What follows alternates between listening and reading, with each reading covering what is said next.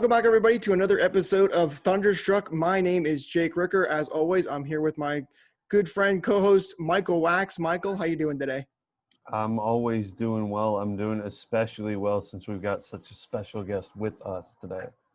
Yes, I'm super excited. So, ladies and gentlemen, I'm sure you've seen it in the title, but today we are welcoming in the one and only Greg Wolf. He is the in-game host for the Tampa Bay Lightning of over 13 years. He's actually been with the team for 14 years now. He's also been the in-game host for the USF Bulls and their football team and basketball team as well. He's also the in-game host briefly for the Tampa Bay Storm when they were around, and he was also the marketing coordinator for the Lightning from 2006 to 2009. So, Greg, welcome to the show. Thanks for joining us. How you doing today? I'm doing good, guys. Thank you so much for having me. It's my pleasure to be here. Super excited. So let's get right into it and have some fun and talk about some Lightning hockey. So I think first and foremost, Greg, I want to talk to you about the Lightning's last season. We're obviously Stanley Cup champions. I'm rocking the hat today. So I want to know, for you as an in-game host and as a fan, what was this Stanley Cup champion and what did it mean to you? It's meant everything, obviously, not just to me, but the entire Bolts Nation to finally get over that hump. Those last few years of letdowns and heartbreak. It's made all of it worthwhile. I don't care that it is a pandemic year. It doesn't matter to me. And I'm sure we've all had the discussions over the last few months. This was probably the hardest Stanley Cup ever to win. I know people are going to say, well, no, this was the hardest Stanley Cup in the history of NHL to win because of those circumstances, because what our players had to go through. So it's even more so, that much more exciting for us to have finally done it in such a difficult time. But it's been a crazy run, man. It's been a long run. Obviously, I came aboard the Lightning after we had won the Stanley Cup in 2004, and then lockout year, which we really didn't have a chance to defend it. And then I came in 2006 and had really been with the team since 2006 here and there. So it's been surreal, to say the least. To be a part of that celebration at Raymond James Stadium. I wasn't there for the boat parade because obviously we were getting everything ready at Raymond James Stadium. So to at least be able to celebrate in some way, shape, or form with the team and with the city, it was remarkable. Definitely the pinnacle of my career.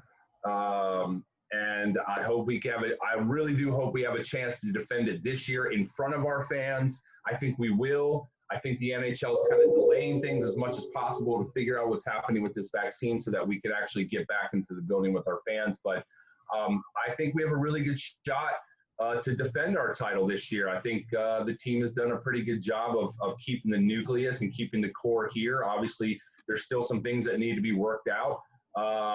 Losing some guys like Shattenkirk. I mean, obviously kudos to him for what he brought to our team, and now he's got another chance to go on and maybe do it somewhere else. But it's going to be interesting to see what happens this season. But it's been one hell of a ride, man, to say the least. Yeah. So you've been with the team for a really long time. I remember you specifically because I went to a 2011 playoff game, and you were the in-arena host. Yep. So, going through all of the team changes has resulted in the Lightning basically. I don't count the Bruins loss in 2011. That really hurts me. But Sure. you basically had a ton of opportunities to go deep into the playoffs. Yep. Does this one, because of the pandemic, mean anything different to you? Not just because we won. Was the style of what you did as an in-arena host any different? Anything like that? Yes, obviously it was completely different.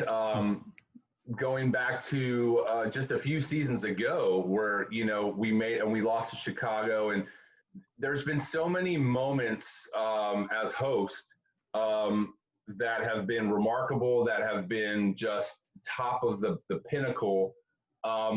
This year, it was weird. There's no other word to say, but it was weird. Not being able to really gather with the fans and like you said, from previous seasons, and previous playoff runs, whether it was in the building or whether it was, a watch party at Curtis Hickson Park or, in downtown St. Pete or whatever, those experiences we did not have this time. We had a small opportunity in the final to gather fans at Amalie. They chose season ticket members to have the opportunity to actually attend a watch party, if you will, inside of Amalie. So when we actually did win the cup, there were some fans in the building, limited as they were, but at least there was some sense of normalcy with the celebration, to be able to have our fans around us, to be in our building. It was weird. It was nowhere near what it should have been, but at least it was something. And so it's not going to stand out to me. Obviously, it's going to stand out to me because it's what we've worked so hard for. But to me, probably the most memorable time hosting during playoffs was that event that we did in Curtis Hickson Park. I want to say that was either 2015 or 2016 when we won and we had the fireworks going. And when we went to it was like the whole city was there for that event. And when we won, they weren't ready for the fireworks. They didn't know. You can YouTube it. It's on YouTube. That celebration was what we all hoped was going to be this year. So it is bittersweet that it didn't happen in that fashion this year. But still, as fans, we've come together in the past and celebrated the small victories, even though they weren't the big victory. So I feel like our fans have had a chance to gather with us and experience those highs and lows. But this year, it's just unprecedented. And I hope we never have to experience anything like this again in that regard. But it didn't have the same oomph that it should have had we been in our home arena and won it on home ice in front of our fans. So it is bittersweet a little bit, but it doesn't take away whatsoever from the fact that we finally got Lord Stanley home. I couldn't agree with you more there. As someone who was lucky enough to go to the when we won it in 2004 in Game 7, that was such an amazing experience. And even though I was so little, I remember, almost every single detail of that night. So yeah, it was a big bummer. I was lucky enough. I was at a bar actually that night, and there were a lot of Lightning fans out there hanging out, all with their mask on, socially distanced, of course. And even that, like you were saying, is at least a little bit of normalcy and was a lot of fun. But I want to talk about too, for those that maybe don't know exactly what you do, could you take us through like maybe a day in the life of Greg Wolf on a game day without the pandemic? Sure. So typically, if we have a 7:30 game, which most of our games are 7 or 7:30, typically I get to the arena about anywhere between 3.5 to 4 hours before puck drop.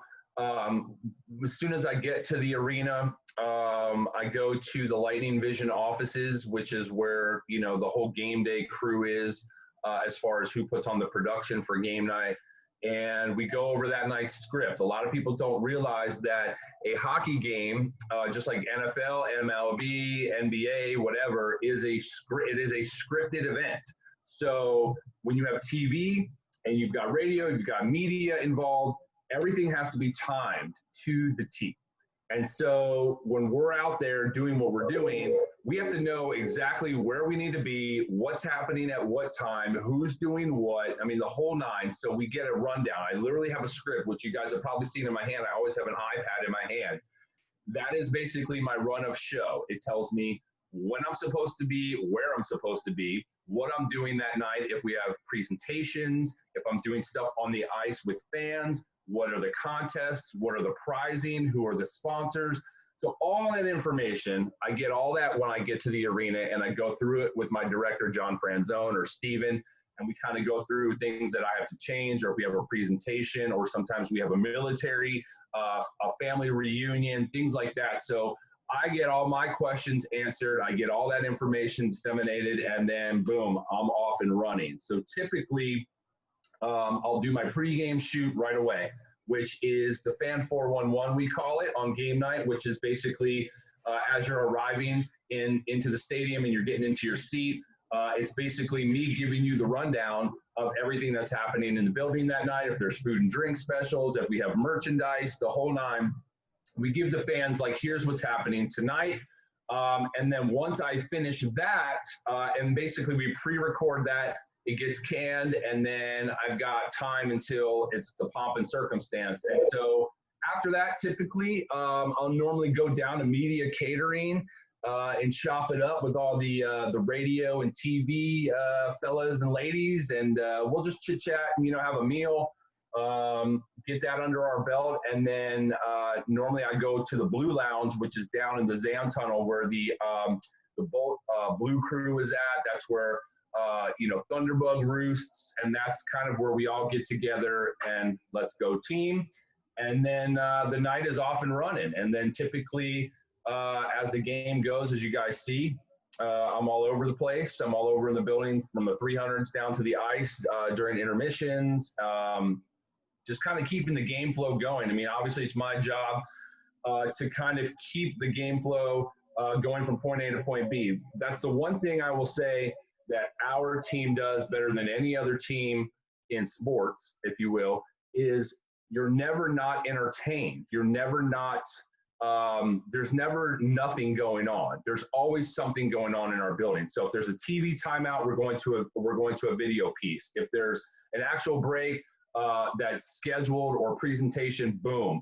If there's something that's quick, they have something in control room, they're throwing it up on the board, they're keeping things moving. So my job is to kind of play the role of air traffic control to make sure that everything is moving according to what our director has in mind for that game night. So that's basically from point A to point B, what I do on a game night. Obviously, you guys see what I do during the game. And then afterwards, it just depends. Sometimes we have a post-game meeting to go over things because sometimes things don't go the way you plan. Sometimes they do. Most of the time they do, but there are times that they don't always go according to plan. So sometimes we huddle afterwards and make sure that it doesn't happen again, or like we'll kind of review what was great, what wasn't, and then we do it all over again the next night. So that's pretty much a run. I'm blessed and fortunate to have been doing this for 13, 14 seasons now. And again, I've seen it all in these 14 years. So to finally get it done, it's awesome. Yeah. So you mentioned in your sort of recap of what your day looks like, that things go wrong sometimes. And by the sounds of it, it sounds like Lightning Vision does a really good job of pivoting away from that. Correct. If there is a situation on where let's say the big board isn't necessarily working, yep. how does that affect your position to try to keep the fans engaged? So that's a great question, because I'm sure you guys have seen it before, where you're watching the game and sometimes the Lightning Vision goes black, or a board goes out, or again, nothing's foolproof in this world. So in those situations, it depends what the situation may be. But my director, John Franzone, is in my ear. So I have an earpiece, I have an IFB, so that I am constantly in control, or in connection with control. So if something like that happens, we're prepared. Again, it's not like one of those things where it's like, oh my God, what are we supposed to do? These guys have been doing it for years and years and years. So they are prepped, they are primed.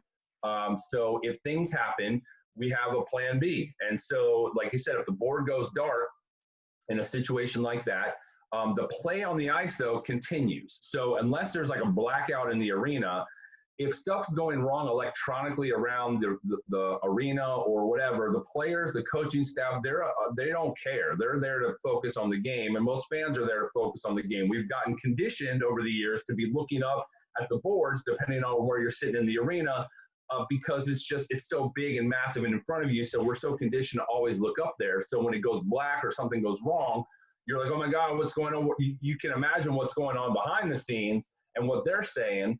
But if they need me and they want me to go out there and, pass the time for 60 seconds or do something or announce something, I'm ready to go. And again, in my script, at the very bottom, because I'm able to just scroll, at the very bottom of my script, I have basically emergency fill in things. So it could be go to plan A, go to plan B, go to plan C. So I'm ready to go at an instant. So again, these are all things that have been worked out prior to, because again, if you're prepared, you're not going to look like you don't know what you're doing. I will quote John Franzone, my boss, who he always has a quote for everything. And the quote for that situation is, luck favors the prepared.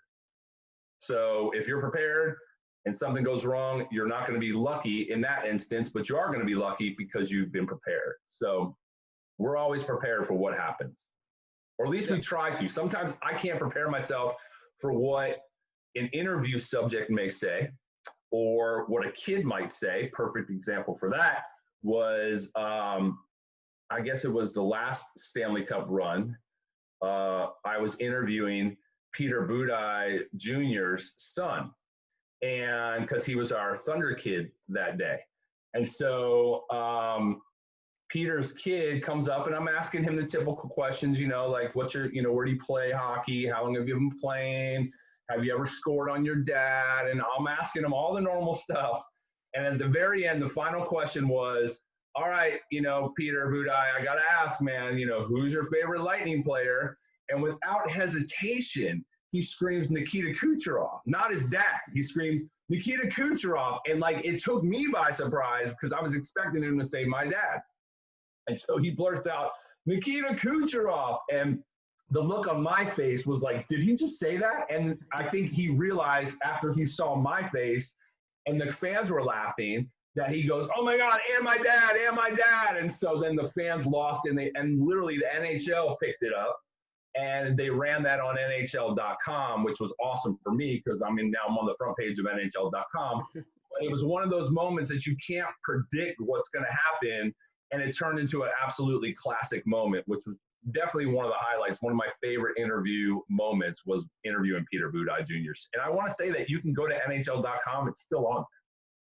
Yeah, that's awesome. I think I actually remember that game and when that happened, and that's great. Really cool. I'm sure you've got tons of those moments too that are just so special. I want to ask you about this though. So do you obviously you've been there for 13 years and you've been able to perfect your craft a lot for because you've been doing it for so long. Do you have a go-to thing that you like to do to maybe get the crowd pumped up when maybe the Bolts are down a little bit? Is there something that you can do really well, basically, that it's like your go-to thing? I don't necessarily think that there's one particular go-to. It just depends on the situation. Like you said, it depends on the gameplay. And if we're down by 6 goals, I don't think anything I'm going to say or do is going to get the fans fired up at that point. They may for a second, but you just got to play each situation as it comes. I will say though, some of the most memorable moments of hyping up the crowd, again, have come in those Stanley Cup games when, and this is probably my favorite moment or favorite moments, if you will, hosting, has been those Stanley Cup games when we're on national TV, the whole world is watching, and I've been up in 307 with Sticks of Fire, and they're getting ready. The show is starting. The hype videos are coming on. The fans all either have, the glow rackets or whatever. And it's just, you could feel the energy in the building. And then they're counting down to me to get the place fired up. So literally, and I've done this again, 14 something years, but when I know that moment's going to happen, my heart is literally getting ready to beat out of my chest because not only am I so fired up, but it's that nervous energy. And so as soon as they say, Greg, you're on, get them fired up. And I'm out there, Bolts Nation, get on your feet. Are you ready? This is the stand. And then the crowd gets so loud that I cannot even hear what I'm saying. And I'm right here and I still can't hear myself. And so it's hard in those situations because I can't hear my director anymore. I can't hear anything. So I just got to go with it. But to that call and response with our fans, me shouting out, are you ready for the game, Stanley Cup Game 4? And they lose their mind. Those are the absolute pinnacle moments because, it's not just our building, the whole world is watching. And a lot of those games, whether it was NBC Sports or whatever, they show some of that stuff. I know they love Vegas, and anytime Vegas had like a star doing the freaking siren, like it's always on. They always do their pregame. So why aren't they focusing on ours? And obviously, it's hard for me to see that because I'm in the moment. I'm not watching TV.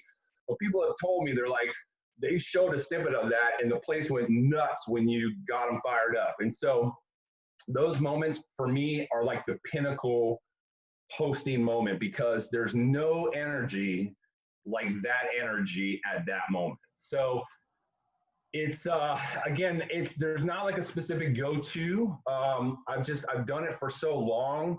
I kind of know the nuances. I can kind of feel things out. I can kind of feel where things are going, and if they're going this way, I can lure them in.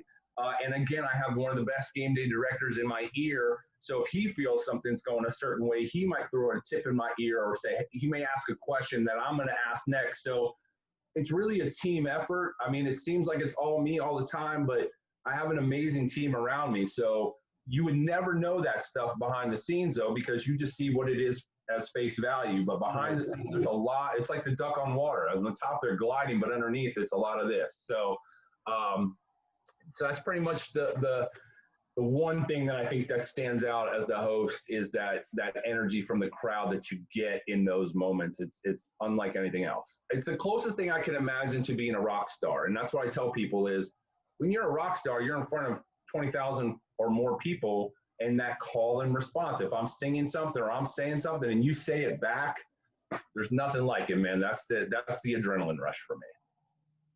Yeah, honestly, we kind of have a running gag on like we wish NBC would change up their presentation a little bit. Right. And one of those things is like showing the pregame. I think that is something that would energize hockey fans and create new hockey fans, to be quite honest with you. But, you know, you mentioned your team. You've always got a team with you. And, you know, sometimes teams lose a member. So I wonder you've been through multiple GMs. I believe when you were hired, wasn't Brian Lawton GM of the Lightning when you got hired? Oh, man. Brian Lawton was not the GM when I got hired. Brian Lawton and his, I don't know what to call them, but his group, Brian Lawton, his wife, Oren Kulez, Len Berry, that ownership group was the reason I wasn't there anymore. So I was part of the Bill Davidson group. I was part of the Sean Henry, Ron Campbell, Mark Gullett. That was the executive group when I was there. Sean Henry is now and has been the president and CEO of the Nashville Predators. So when he left the Lightning, he took the job in Nashville, and he's been there ever since. But that's why I only was in marketing from 2006 to 2009 was because new ownership, they came in, and I get it. Like when you're buying a business, you're going to want to put your own people in there. Look at our presidency. Like when you become the president, you assign your cabinet, you assign your staff. This is no different. So I kind of knew that might come when Lawton came in and he put his wife in charge of marketing. But I was hopeful because, again, we were at the top of our game at that point. With the Scene Stamkos campaign had come out, we had made so much noise in the sports industry with that campaign. We were also, now mind you, 2008, 2009, before social media was really big. Facebook was just kind of getting in there. MySpace was all that was really around back then. We were doing viral videos back then, not branded as Lightning, but doing viral videos that underlying themes came back to the Lightning. And I'll give you two of them that you can look up right now on YouTube. One, if you search mascot terrorizes spring breakers, you will see a video that we shot on Clearwater Beach with this humongous inflatable Thunderbug costume that a person would get in. And it was huge. It was oversized, just lanky and big and goofy. And we took Thunderbug out to Clearwater Beach, and we literally messed with people for an entire day. And then we chopped that video up, made a small little viral video of it, threw it up on YouTube. And again, that just said mascot terrorizes spring breakers. Didn't say anything about lightning or anything like that. And we shot this video, edited it down to about 90 seconds, threw it up on YouTube. Sure enough, maybe like 8 months later, we get a email from E Entertainment Television asking us, they had done some research, I guess, on YouTube to find who posted this video, found us, said, are you responsible for this video? We said, why? And they basically said, because we use this for our Wildest Spring Break Moments show. And in order for us to use this footage, we have to pay you for it. And we're like, oh yeah, it was our video all day long. And so sure enough, we went to our boss. We told Mark, we're like, dude, you're not gonna believe this. Remember that video we shot of Thunderbug out on the beach? He was like, yeah. I said, well, we just got an email from E Entertainment Television that they wanna pay us to use that video. And he was like, you're lying. I said, swear to God, we sent him the email and they had to get clearance. And sure enough, we made the company money off this viral video. We didn't get a penny of it. I was pissed. I'm like, dude, we're the ones that did it and we don't get any of the money because the money went to the Lightning. And we're like, okay, whatever. So we did that video, Mascot Terrorizes Spring Breakers, which I may have 1 million+ views now. I have no idea. It's been up there for years. And the other was called You Got Pucked. And basically what we did is we glued a hockey puck on the Amalie Arena grounds right in front of the box office. Kind of like not right in front of it, but like just a little to the side. And we literally set up hidden cameras on Fort Thunder Alley and watched people as they walked by try to pick up this glued down puck on the ground. And it was hilarious. Just all the different people that came by trying to kick it. A delivery driver came by with his dolly full of boxes and wasn't paying attention because he saw the puck. He was so excited. He went to go pick it up and all the boxes fell over and it was windy. And so that was one of the ones that we did. Then we did a second version of that, You Got Pucked 2.0, which was in downtown Tampa. And we did the same thing. We just shot all day of people in downtown Tampa trying to get this puck off the ground. So we were ahead of our game, so to speak, doing viral videos before really social media was anything. We were just throwing stuff up on YouTube to see if people would watch it. So we thought we were in a good position. And sure enough, they came in, blew everybody out, including me, even though I had 2 positions. I was working in marketing, which was under the marketing headline budget, and I was working for game operations, doing the hosting stuff. So I technically was under 2 different umbrellas. So when they let me go in marketing, I thought for sure I'd still be able to be the host, because it's not like you're getting rid of a host, but nope. So they blew us all out. And so obviously we know how that whole ownership thing turned out. Awful, crash and burn. Here comes Jeffrey Vinnick, buys the team. Todd Lewicki, who was our CEO at the time, and Todd Lewicki now is back with the NHL. He's overseeing the Seattle expansion team, but he was Roger Goodell's right-hand man for the NFL. When he left us, he went to the NFL, Roger Goodell's second-hand man. So Todd Lewicki totally understands the sports world, gets it. All about the fans, that guy. And so when he came into our organization, he looked at all the research that they ask all the season ticket members at the end of the season. They ask them to fill out this questionnaire, and that questionnaire is detailed. It asks everything. And there was survey stuff in there about Greg Wolf, host, and you give us grades. And so I knew in marketing, because I would see those reports, that my grades with the fans was like 97% approval rate. Why are you getting rid of somebody that the fans love? Not my place. I'm not the owner of the team. I'm not the GM, but they blew us all out. When Lewicki came in, he looked at the research and said, why are the fans asking about this Wolf guy? Where's the Wolf? And back then I was still hosting for the Storm, but I was not hosting for the Lightning. And so Bill Wickett, who's our VP of player development, player relations, the whole 9, PR, I got a phone call from Bill Wickett. And this was the 2011, the next lockout season was 2010, 2011. And so I got the call, and he said, hey, do you want to come back? And I was like, Wick, I never wanted to leave in the first place. And so I was super excited to come back lockout year. You got to be kidding me. I was so excited I was coming back, and then now I got to wait 6 months. And then if you remember those last 3 months, we sucked, and it was terrible, but I came back. So technically the only time I didn't host was that end of the 09 season heading into that 11 season. So But again, kudos to Todd Lewicki and Vinnick, and he put the right people in place in our organization, and they looked at what the fans said, and they really valued that, and they brought me back, and I've been doing it ever since. So that's kind of why it's the 13, 14-year mark, because I was gone just for a little bit of time. Fans would remember that because, like you said, you were there. You remember me hosting a playoff game 9 years ago, so they don't remember that far back, but I do. And it was tough, man. It was a tough time because we know we're killing it. Like, our team is not great, but the marketing aspects, like, what more could we possibly do? We were just victims of circumstance. That's all that was. Well, I think that's really cool to know too, that they obviously do look at those surveys that fans put in and listen to that stuff, which is always good to hear. As you know, a Lightning fan myself, I've seen some of those surveys myself and always love to do those. But those are some really cool stories. And Michael, I don't know about you, but I know what I'm going to be doing after this. I'm going to go check out those viral videos on YouTube. And by the way, if you guys at home want to check those out, I will link those down in the description as well. So go check them out. I cannot wait to see it for myself. They're amazing. Good, man. You guys will definitely enjoy them. I'm super excited about it. I don't want to take up too much more of your time, but I do want to ask you, obviously you have hosted, you're an in-game host for other sports as well. You do for the USF Bulls, probably most noticeably. How different is it for hosting for like a college team, for example, versus when you do an in-game hosting job for the Lightning?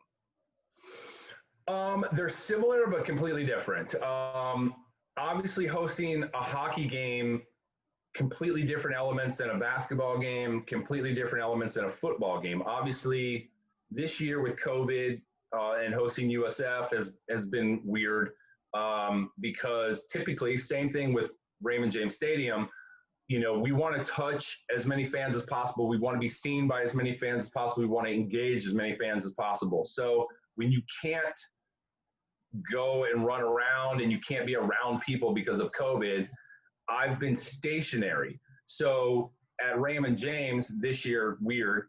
I literally have like a entertainment zone up in the south end zone that they bring the fans to me as opposed to me going out into the fans. So a little different this year. Basketball, right now is not having fans until they can figure this out. So hopefully 2021 beginning we'll have fans again. But the game, the presentations are similar. Because again, it's all about, the hype. It's all about contests with fans. It's about messaging.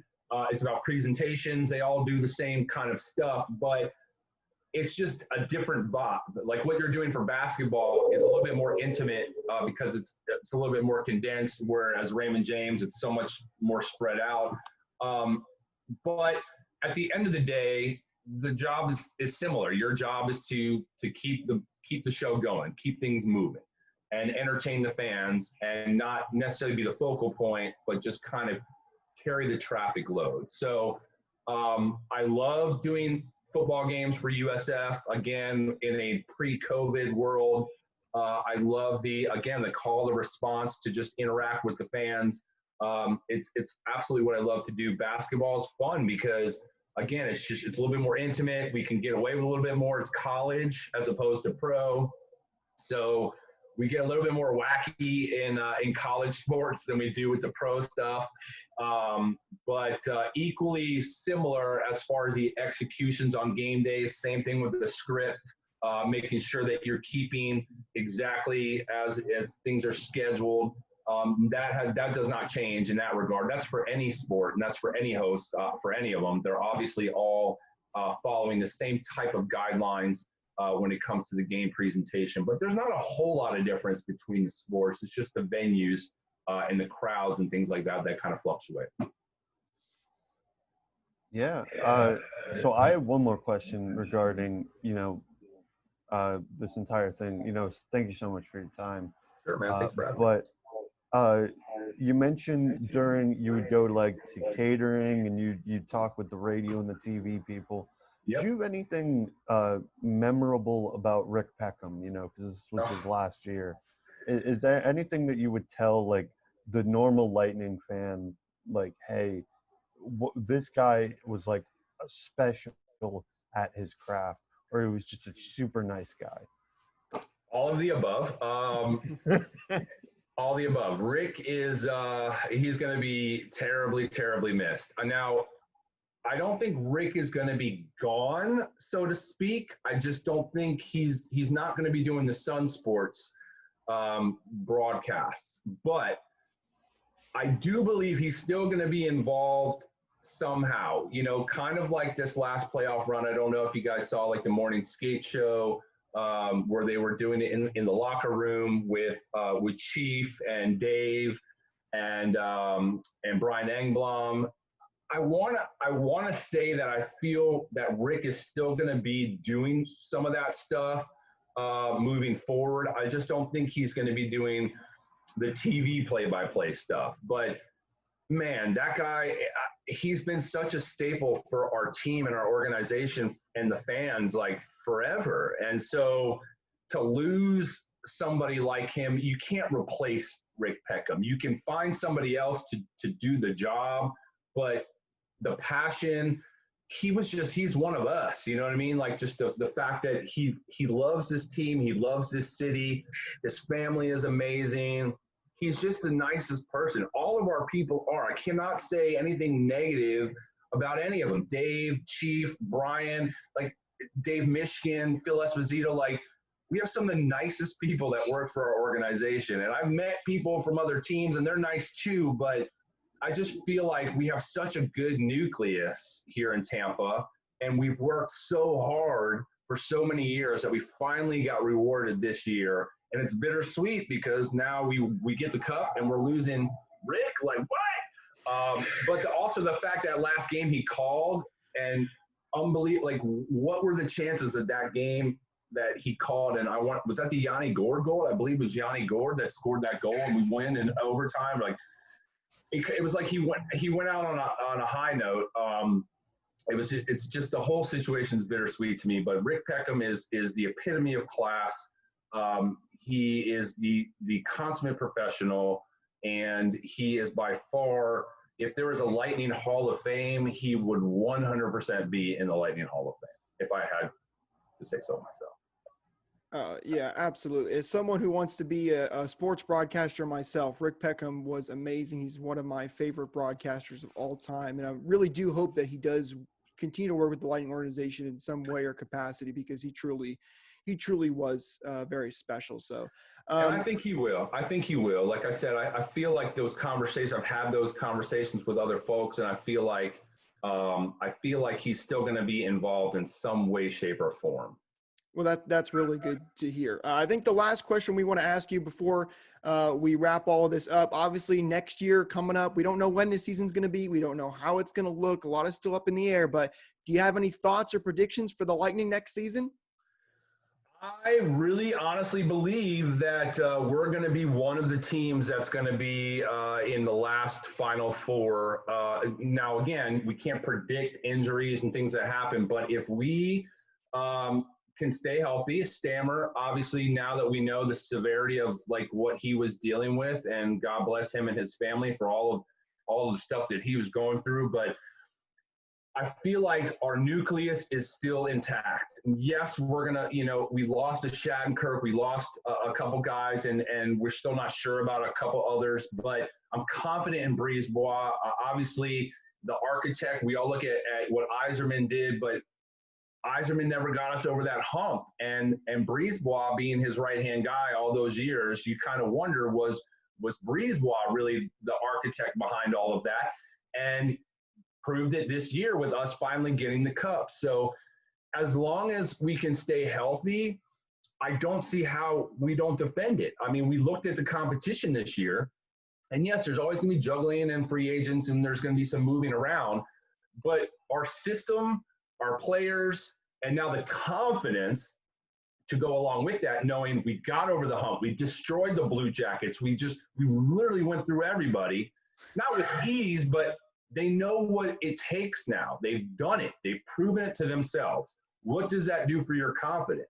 Obviously, your confidence is going to be top of the line. So if we can take that confidence into this season with the nucleus, the Pat Maroons are still here, the Luke Shens they're still here. So what does that say? That says the team has a commitment to win it, and let's defend it. I really honestly believe We have a great shot to do that. And if I had to guess, I don't think we're going to see hockey until probably February.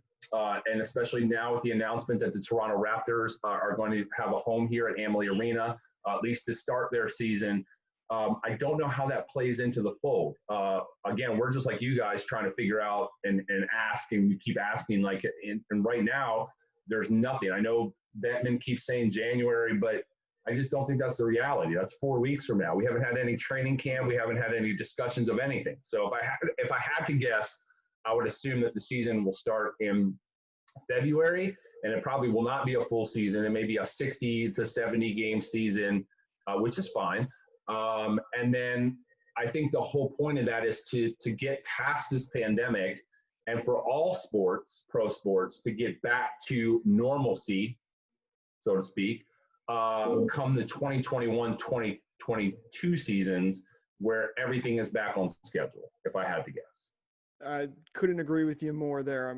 Hopefully we'll get some news soon. Hopefully everything works out. We can get back to it. I know we're all very excited for this next season to be defending Stanley Cup champions. And I think you're right. I think we do have a pretty good shot at repeating. So very exciting stuff coming soon. So guys, that's going to do it for us on this episode of Thunderstruck. If you guys did enjoy this episode and want to see more interviews just like this, please leave a like down on the video. Don't forget to subscribe, ring the bell so you don't miss out on more stuff like this. Greg, thank you so much for taking some time and joining us. I know if you're watching this as the day it's posted, Thanksgiving is coming up. So happy Thanksgiving to everyone over here in the United States.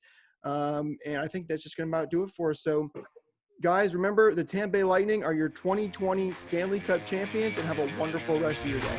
Thanks, guys. Have a good Thanksgiving.